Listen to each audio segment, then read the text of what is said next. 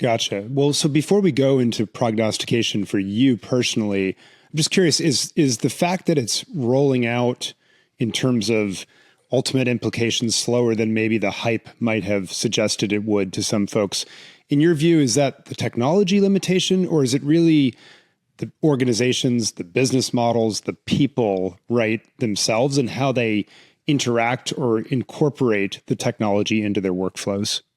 I think it's actually product fit, right? So I think we have the underlying technology, what happens when you make transformer-based language models this big that has all this potential, but that there is going to be a non-trivial cycle required to try to figure out how to actually best integrate this into people's lives. So the current form factor for this technology is a chat box, right? You go to a website and there's a chat box and you can talk to it.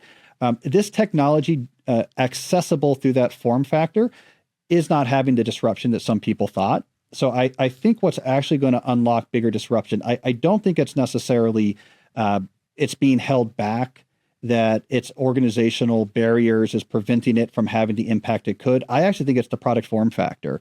To figure out the right form factor there, how do we integrate this properly into tools in a way that's going to have a big impact?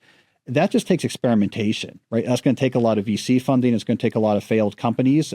We have to have our equivalent of the web's early days, WebVan, right? We're going to have our AOL Time Warner mergers that doesn't work out. There's going to be some big AI company is going to have that go up in flames after they burn through $100 billion in capital. I just think it's going to take a few more years than we thought to start to get the real disruption.